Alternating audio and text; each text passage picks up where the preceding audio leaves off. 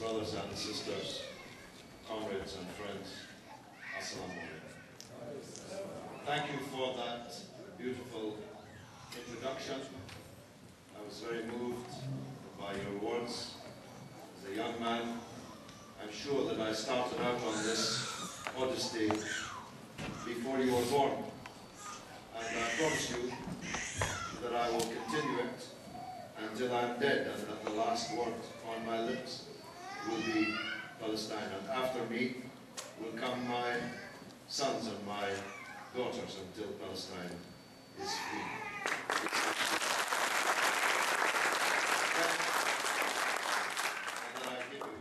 I'm very happy indeed to be back in this hall. I have very fond memories of it. This is, I think, the third time I have spoken here. My comrade Lamis Jamal Deek is my normal host here in this hall, and I'm glad that she is with us this evening.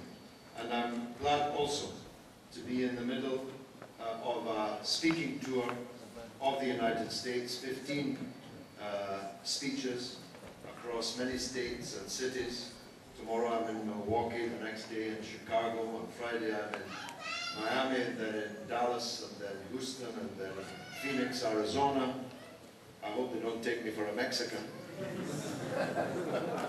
And I'm doing all of that in support of the AMP, which, as I said earlier, is a simply outstanding organization whose work I wholeheartedly support. I just arrived at JFK Airport a few hours ago, and so for me it's 3:30 in the morning because I flew from London. So if there's a lack of dynamism in my presentation, I hope you will understand why.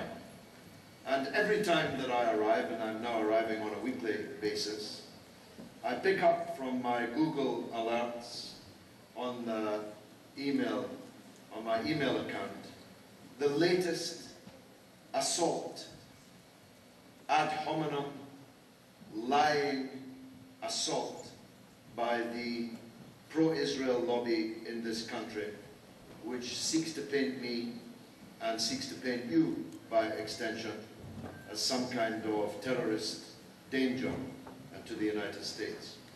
So you'll forgive me if I have to go through this routine at every meeting, because for sure there's an FBI man in the room, and probably someone from one of the Zionist organizations also.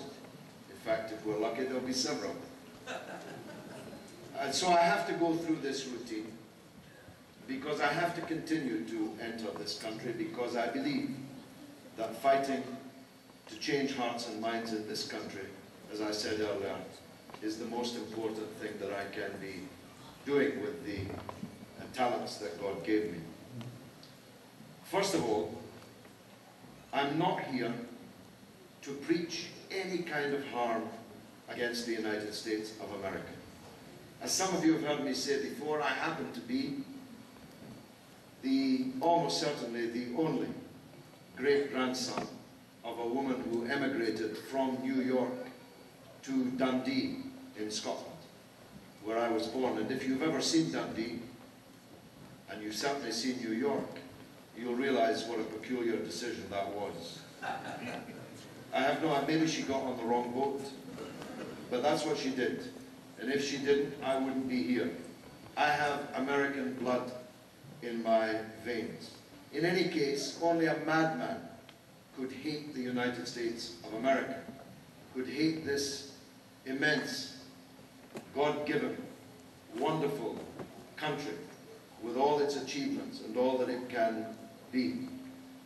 On the contrary, I'm here to agree with General Petraeus, which is not something I ever thought I'd find myself saying.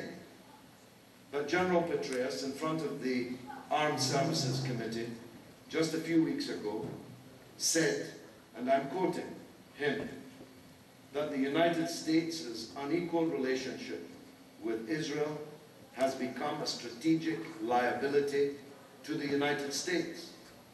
This is the first time that this L word has been used by such a prominent figure in United States life, such an important figure in front of such an important committee of Congress.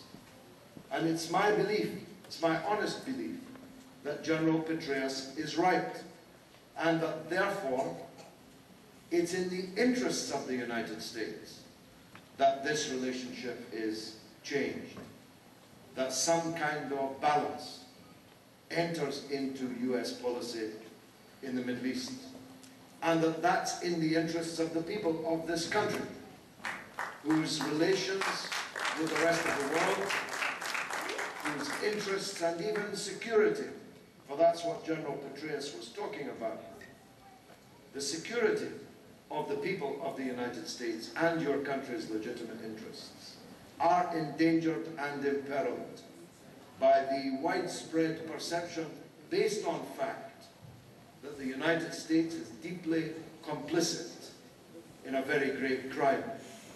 And I know a lot about that crime because for the last almost 25 years, I have sat in the British Parliament where that crime was authored, where Mr. Balfour, the British Foreign Secretary, gave away a land which, even in imperial terms, Britain did not possess, to a group of European settlers called the Zionists, none of whom were religious, by the way, even though they later claimed some biblical justification for their colonization.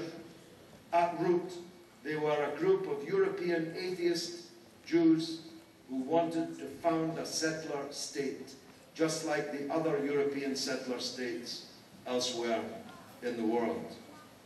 So my country authored that tragedy, but your country is now deeply complicit in the crimes of that settler state. If we authored the Palestinian tragedy, the United States now funds and arms that tragedy. And that gives us a link over the Atlantic, gives us a special responsibility and duty, wajib, to try to do something about it. And so I come in peace to the United States of America on a weekly basis, armed only with my thoughts and my words about Palestine. But it's those thoughts and those words that are really frightening the Israel lobby here in this country. The latest one today, some Emerson figure who styles himself as a counter-terrorism expert, paints a picture of me that I didn't know whether to laugh or cry. But let me state unequivocally for the record, I hate terrorism. Terrorism, which is the political violence against innocent and defenseless and randomly selected people, is a sin in any religion, is a crime in any language.